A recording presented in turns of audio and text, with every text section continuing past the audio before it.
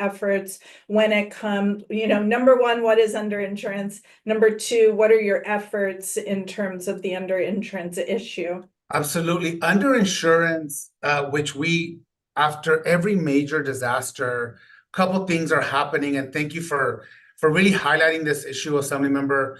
Couple things we realize consumers don't know. One, that they're underinsured, which meaning that they don't have the proper coverage to properly replace their home to the standard of living that they currently have, which either could be that they haven't informed their agent or their broker of any renovations that they've made, and that goes both ways, right? Or that the insurance company has denied them the ability to get more insurance to properly cover them.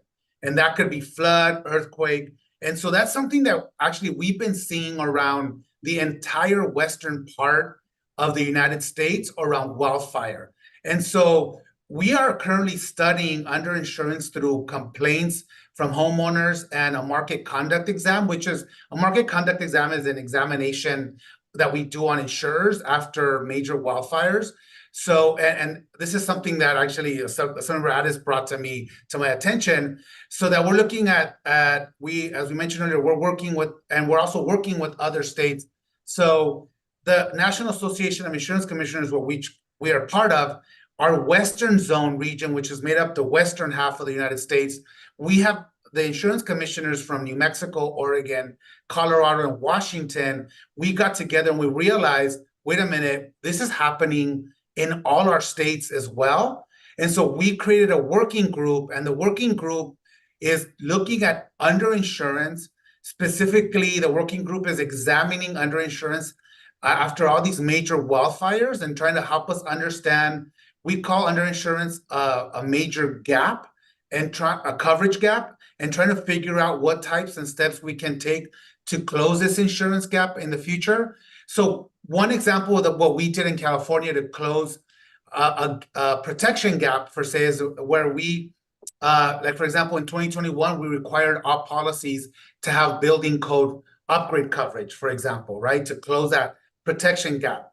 And so what we're looking at is where are the current coverage gaps lacking, like underinsurance, and how can we fix that? And one of the things we're looking at, Assemblymember, is, so for example, let's take Santa Cruz, right? And if either insurance companies aren't willing to sell you more insurance, okay, how about if we allow the county to enter into a parametric product to be able to provide a certain coverage of limit for all the residents in the county to make up for that coverage loss, so that everybody gets full coverage.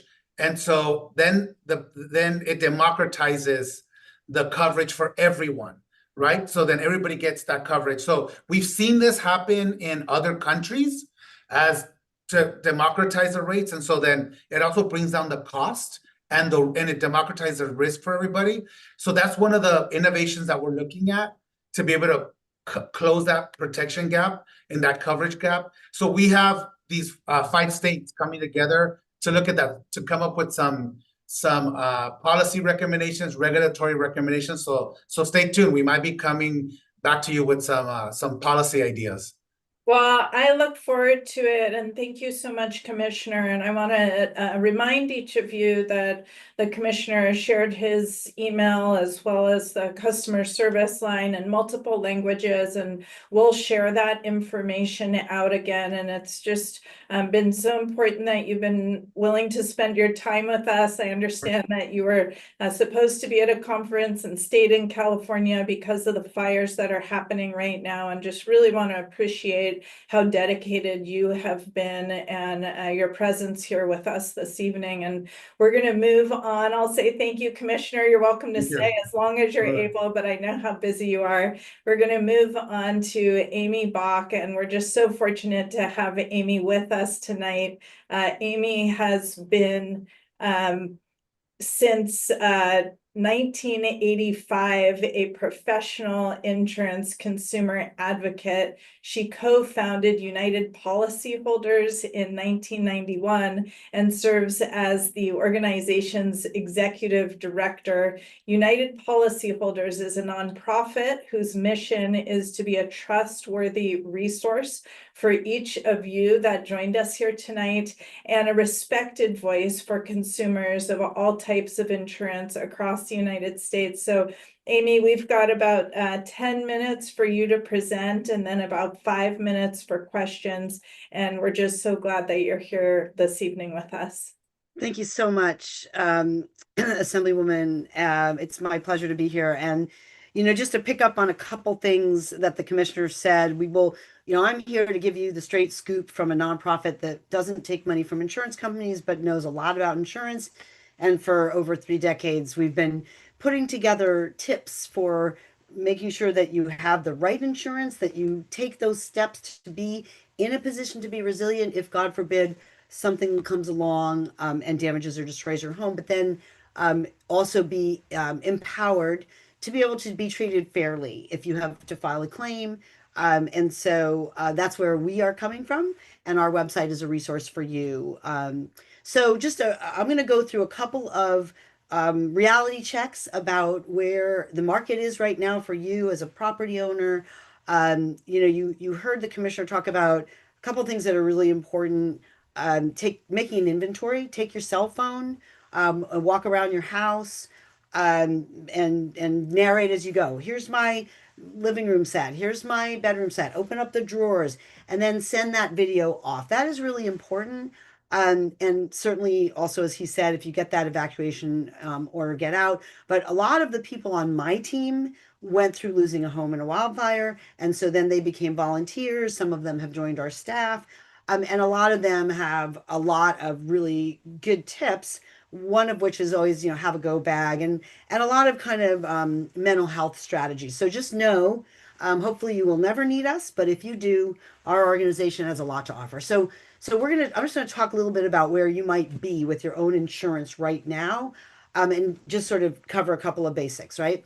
So we are in a very strange time. We've never been in this is unprecedented. It's a seller's market, meaning us as buyers are not in the driver's seat, right? Options are few, prices are high.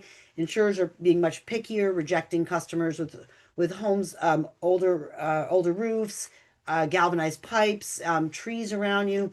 A lot of people are having to turn to the FAIR plan or a company they've never heard of, which is called a non-admitted or surplus line. But I'm here to tell you, as somebody who's deep in the trenches in LA and Ventura with the 2 wildfires, and all the work we're doing to help people recover, it is so important to avoid underinsuring your home. You heard the commissioner talk about it. Just to cut to the absolute bottom line, you want to try to have your dwelling coverage be reasonably accurate for the local conditions. And then you want to buy not just more than the minimum building code coverage, but you also want to ask your agent or your insurer for what's called extended replacement. So let me just go through, why is the market so funky right now? But just to remind you, don't underinsure your home, even though the market is so challenging and prices are so high, right? So insurers are using new tech tools to keep or reject customers. So risk scores, like a credit score, aerial images, data mining. And then we also have inflation, which started around COVID, and it just hasn't stopped, right? The what insurers are paying for their insurance at the really high risk levels is unregulated, so that's gotten very expensive.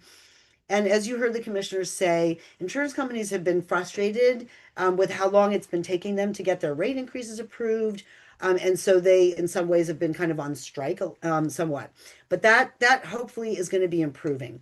And then the inconvenient truth that we are all having to live with, that increased risk due to drought and wind conditions associated with climate change is a reality, especially for people living near wildland urban interface areas. Aerial photos, pretty much almost all insurers are now buying them. So they're paying these companies, they take pictures from the air, they see conditions they don't like, and that can lead to a non-renewal. again, another new thing, you now have not just a credit score, but a risk score. So because this was kind of a new thing and it's really hurting you as a consumer, the DOI, Commissioner Lara's agency, did put a regulation in place that says that you can ask your insurance company if they tell you they're not going to keep you as a customer, ask them what your risk score is, and then if you feel like it's unfair, they're supposed to give you an appeal process, and that's the toll-free number for the department to get more information on that. So what are the rules if they want to drop you when your policy comes up? 75 days notice.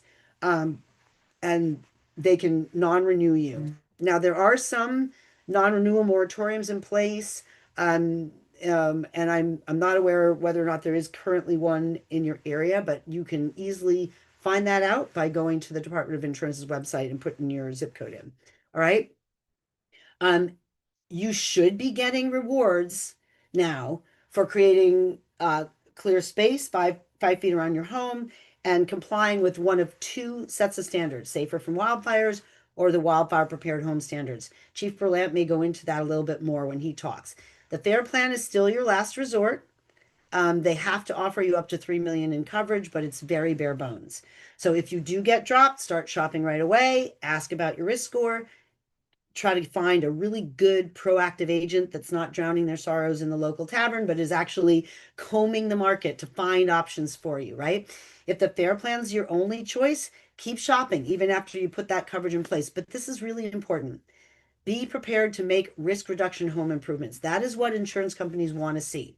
Now that insurers are getting a lot of what they said they needed through the regulatory process, we should start to see availability improve, right? And you heard about the regulation that the commissioner has put into place that if people in distressed areas, and a lot of your areas are, meaning insurance is very hard to come by right now, there may be some relief for you under the new regulations. But really, we need to restore insurers' confidence in insuring homes by having people show them, yeah, okay, I'm going to do my part to make my home less likely to be damaged or destroyed, right? Just super important. So if your area that you live in is not fire-wise or doesn't have a fire safe council, volunteer. Try to help make that happen. Okay. And if the fire department comes along around and says you got to clear your brush, do it. So because everybody's in agreement, there are ways to prevent homes from being damaged and destroyed, but it takes some action. We're seeing some progress, right? Of course, I'm a consumer advocate. I want to see you get discounts. I want to see you get rewarded for putting time and money into home improvements to reduce risk, right? So we're seeing a little bit of progress. These are a couple of the insurers that are starting to really reward people. They're rewarding people in Paradise, where the campfire was. They're rewarding people who do those things. So if you want to know, well, where do I get help on what do I need to do to my house to make it qualify for better insurance options and pricing, you can go to United Policyholders Wildfire Risk Reduction Asset Protection WRAP, it stands for, Resource Center. Go to your county's page, and then you'll see if there's programs in your area, if there are grants. There's 4 types of insurance companies. The ones you know, the ones you've never heard of, the FAIR plan, and the ones that your mortgage company will slap on if you don't keep insurance in place. This is just a basic on the FAIR plan. If you only buy the FAIR plan, you're going to not have any coverage for water damage, theft, or liability, or if somebody sues you. So you can buy these supplementals. There are a few options you can add with the FAIR plan. And, I was talking earlier about this replacement cost coverage or extended. If you ask for a quote to add some of these riders, they actually can be very affordable and they will give you a lot of extra coverage. So when all these people that we're working with in LA, the people that bought the extended coverages are doing a lot better. They're a lot less underinsured. So just a few more affordability strategies before I wrap up. Find out what discounts are available. Ask for those you qualify for. Bundle your car and auto with one insurer if you can. Again, work with that proactive agent that's on the case. It's tough out there, but if they're really, if they're really working hard, they may be able to find you options that are coming on new. Raise your deductible. 5,000, if you can stomach it, 10,000. That will reduce your premium and you'll be less likely to file those small claims that go on your record and hurt your score, right? Look into how reducing or eliminating coverage you could live without might bring your premium down, mitigate, harden your home, create that defensible space, give the documentation to your insurer that you did these things. Don't file small claims. Pay them out of pocket, even though I hate to say to people, don't use the product you're paying for. It's just a savvy consumer strategy in this day and age. So please do take a few minutes to go to this URL, uphelp.org/CA home survey, and take our survey, because we work very closely with Commissioner Lara's agency and a lot of other partners around the state. But we are trying to keep our finger on the pulse of what is really happening out there and who's getting dropped and who's picking you up. And we really appreciate you giving us information so that we can help you. This is a link for you to the shopping help page of our website, and all the resources that we offer to help you get through this. And I'm so grateful for the opportunity to answer any questions if we have time. But otherwise, stay safe, and thank you for your attention. Thank you so much, Amy. We do have time for one brief question. I wanted to ask it though, because it came directly from a constituent of ours. And I represent a lot of people who live in mobile homes across the Central Yes. Coast. Mobile homes have traditionally been thought of as affordable housing, but you also have a lot of people who live at the coast in mobile homes because it's beautiful weather. Traditionally, we've had the kind of weather that it is safe to live in a mobile home, or it has been safe to live in a mobile home. We're starting to see some changes there. And so the question from our constituent is, what steps can mobile home owners take to help mitigate potential loss of insurance? Well, one of the important things is to have your unit be secured to a foundation, which isn't possible for everybody. But I think, again, that's insurers are looking for those those conditions that give them confidence that this structure is not going to get blown away, or now the market for manufactured home or mobile home insurance has not been that great, meaning choices are limited. But I think, doing your homework, there's not that many options. I think, there is a bill, I think, to make it possible for people to get insurance through the FAIR Plan if they have a manufactured home, because it can be tough. It's tough out there.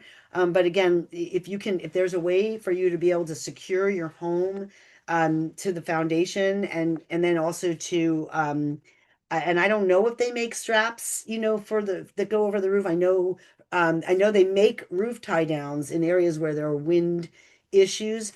But in sandbags, having sandbags so that if there's heavy rain, that the rain doesn't come into your unit. Those are some of the strategies. And then just shop as well as you can. And now I know it's tough. Well, thank you so much. We very much appreciate your time. We know that you two were at a number of different conferences and have taken some time out to be with us here on the Central Coast, and really appreciate it. And we'll be sharing out your website as well. I was taking notes. Truth be told, I was taking notes as you were talking because I know some of this is things that I'm going to need to go back and call my carrier and ask them a few questions about. So you are absolutely welcome to stay. We're gonna, but we understand if you're not able to. We're gonna move on. I want to hear Chief Berlin. Exactly. I know everybody wants to hear from the fire marshal. We have now Chief Berlant. So he is last but not least the fire marshal, Daniel Berlant, who was appointed by Governor Newsom in 2023, but actually began his career with CAL FIRE as a volunteer in 2001, was then hired in 2002, and has worked in numerous roles across the past couple of decades, and is going to show all of us how we can better protect our homes and communities by taking proactive home hardening steps. And Chief, we have about 10 minutes for you to present, and then we may have time for one or two questions. All right. Well, good evening. Thank you so much, Assembly Member, for inviting me. First, a quick update. The Gifford fire, as of this evening, now 41% contained. So our crews are making some really good progress on that fire. Obviously, a lot of work still to be done with how large that fire is, but just a very quick update. And I'll drop a link if you're not tracking on our website where you can get the latest information. We pulled together information from the Forest Service and Santa Barbara, San Luis Obispo County Fire, Cal Fire, all in one place with resources should you be impacted by that fire. But you know, as my colleagues have already said, and Assembly members, you know, the Central Coast, California, has been impacted by wildfires more than ever. But there is a lot of bad stats. I could tell you how many homes have been destroyed in the last decade, how many more massive wildfires we have been experiencing. But I want to focus in on what we all as Californians can do to prepare ourselves and our communities for wildfires. Both the Commissioner and Executive Director Bach have given some really great resources, but I'm going to share my screen here and just talk just a little bit about some of the work that we are doing at CAL FIRE and at the state of California to ensure that we are focused on preparing communities for wildfires. Really, our strategy is threefold. We are focused on fire response. We've added doubled the number of firefighters in the last 5 years, added additional equipment, our Firehawks, our C-130s, additional technology, but we're not going to respond our way out of this crisis. And so community hardening, defensible space home hardening, which I'll talk about here in just a moment, as well as forest health, forest management. You know, some of these things have been in the news, the politics about raking our forests. And the truth is we need to do all of these things. And we are doing all of these things. The state and the governor and the legislature, again, thank you, Assembly Member, have invested billions in this space. But again, tonight I'm going to really focus in on community preparedness. But here's an unfortunate fact. Homes that ignite by wildfires have a 90% chance of being completely destroyed. And so that staggering stat tells us that we have to make sure that homes are hardened, that there's nothing flammable right on around them to prevent them from igniting in the first place. Because again, the stat tells us that if they catch fire, they're almost likely to be completely destroyed. So we really look at community preparedness in kind of three phases. First, home hardening at the home itself. Home hardening is either constructing, building, or retrofitting your home with ignition-resistant or ember-resistant building materials. When it comes to a wildfire, we really look at understanding the risk in being threatened in three different ways. Direct flame, meaning this is typically where the wildfire burns into your neighborhood. And so that is where defensible space comes into play. I'll talk about that. Radiant heat, this is typically from your nearby objects that are burning. It could be a neighbor's home, it could be a car, and that radiant heat adds enough that it can bust, whether it be the windows or other materials, and start a fire. And then thirdly, and again, the focus here in home hardening is really from flying embers. Embers are particularly destructive and actually are really the root of a majority of our homes that are being destroyed by wildfires. And they can be carried in the wind up to a mile away. And so there are some really important tips that you can do around your home. This is a picture of a home. This is in the from the Paradise Fire. So you'll note that there's not a lot of landscaping yet in this home, but you can see that the areas we're focused in are the roof. Now, most homes already have a Class A roof, but if you're going to replace your roof at any time, make sure you're using a non-combustible roof, but also the gutters on that roof are just as important, making sure they're non-combustible, having a gutter guard to prevent leaves from getting inside of them.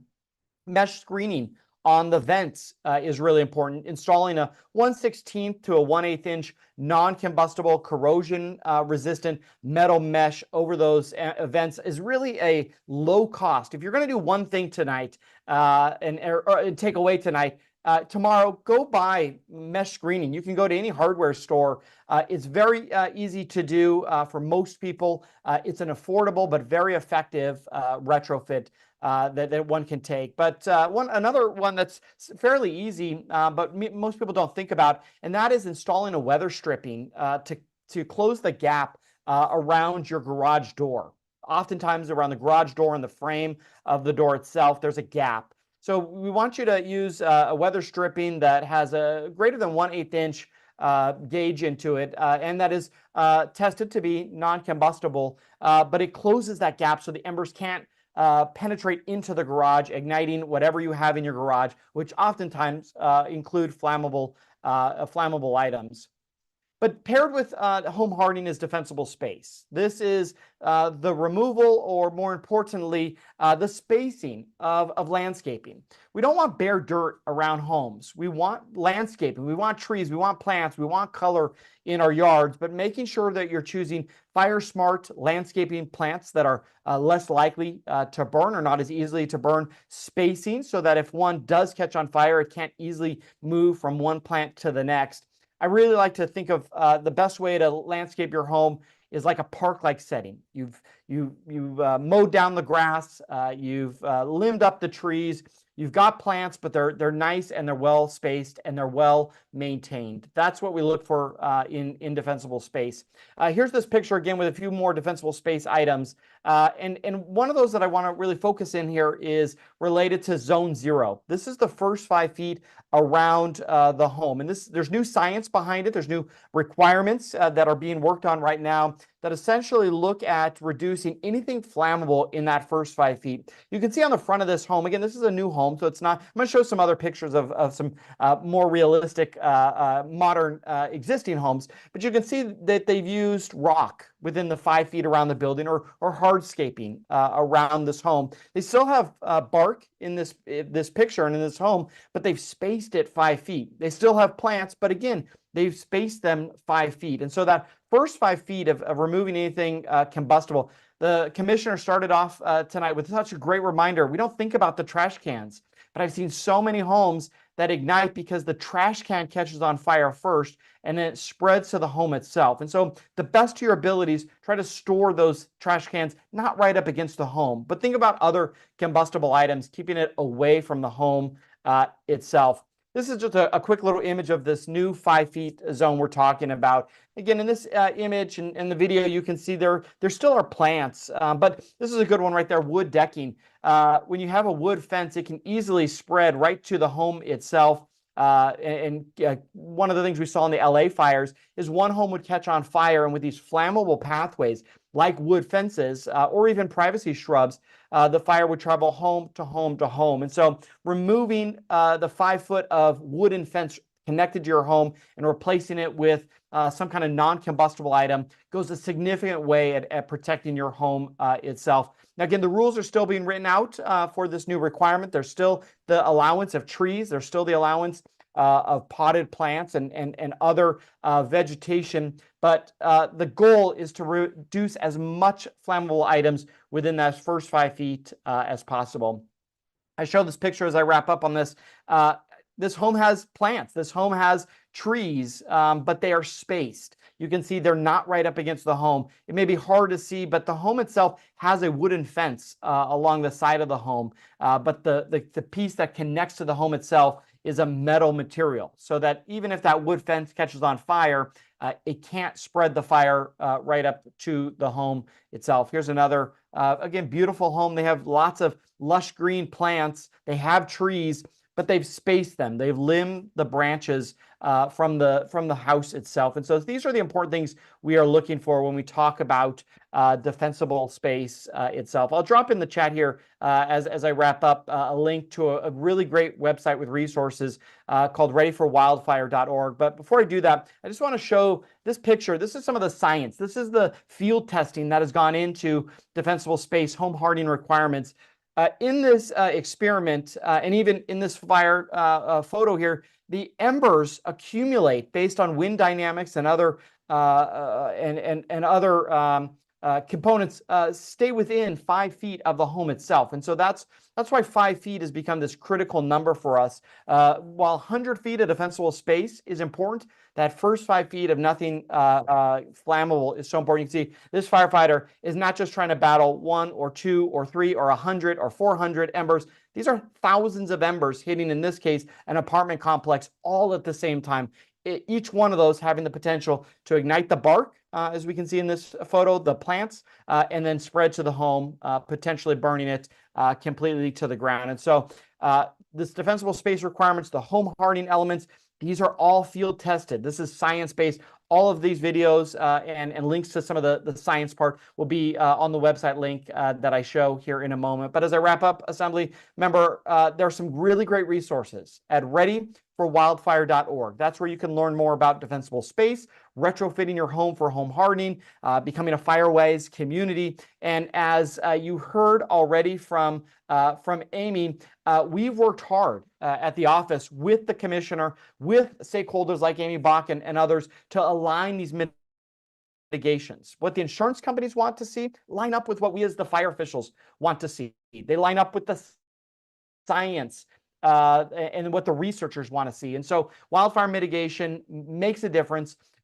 Our own research has shown and been validated by other researchers that if you have defensible space, if your home is hardened, you have a significantly higher increased chance of your home surviving a wildfire. And so please don't be overwhelmed by the things you may need to do. Start with those vents that I mentioned. Make a list. Piece by piece, we are making a more resilient California, but we can only do that with the help of our community. So, Assemblymember, thank you so much for the time. Again, I'll drop some of those links into the chat, but I appreciate everybody's time this evening. Well, Chief, this was so informative. I know I was wanting to take screenshots of everything that you were showing us, but we'll have this up on our website and it's on our Facebook so people can go back to those slides and they'll be able to go over that information again. I think we probably have time just for one question, and I know this is complicated and the answer might be longer than we have time for, but we get this question all the time, which is how are the CAL FIRE maps different from the maps that the insurance companies are using? So there's fire hazard maps that CAL FIRE uses, there's fire hazard maps that insurance companies use, and how that's affecting rates. If you maybe have a 30-40 second version, and of course, Amy, if you have a version of this answer, yeah, Amy can validate and fact check me on this. So our maps are related to hazard. They are long-term factors for long-term mitigations, like how we construct homes. And so hazard factors include elements like weather, topography, fire history. These are typically factors that don't change often. And so think of these maps really as a 50-year flood map, a 100-year flood map, looking at the hazard over long periods of time, where insurance companies are using risk modeling. They're using risk factors. The defensible space, the home hardening, all these mitigations we've talked about tonight, those are really important, and those are factors that are included in risk.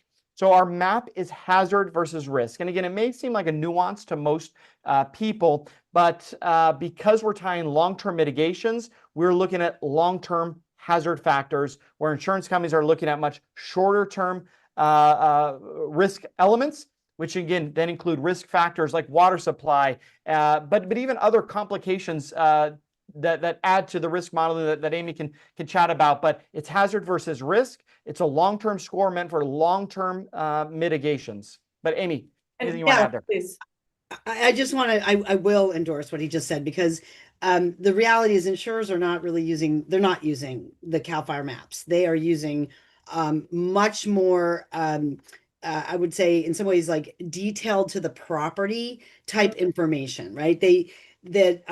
So, you know, I like to think about a lot the CAL FIRE maps as being very important for deployment of resources and planning of you know, for the fire agencies, right? Insurers are not using them, you know. So I know a lot of people are very nervous about it. They think it's going to hurt me. Believe me, the insurers are using a lot more technological tools that are much more micro, is maybe one way of explaining it.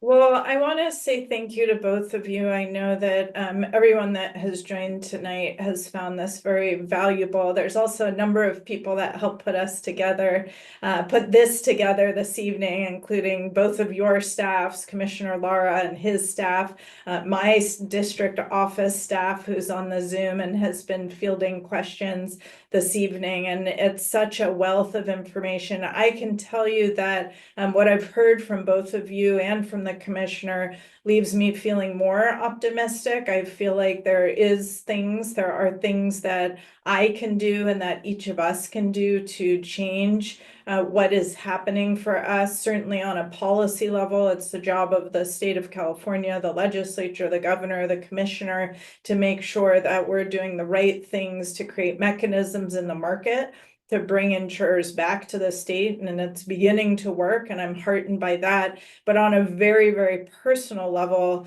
there's things that we can do in our own homes and with our own dollars when it comes to insurance, having the right amount of insurance, getting back, off the FAIR plan into the regular market, and then improving our homes so that they can be more fire resistant. So I want to say thank you to each person who took their time. I know people are out there needing to get back to their dinners and their families and their evenings, so we're not going to go over time, but invite you to rewatch this as well as to look for the resources that we'll share on our Facebook and our website and in upcoming emails from me. So thank you to all of you, and thank you, Chief, and thank you, Executive Director, for joining us, and we look forward to chatting with you again soon. Have a good evening.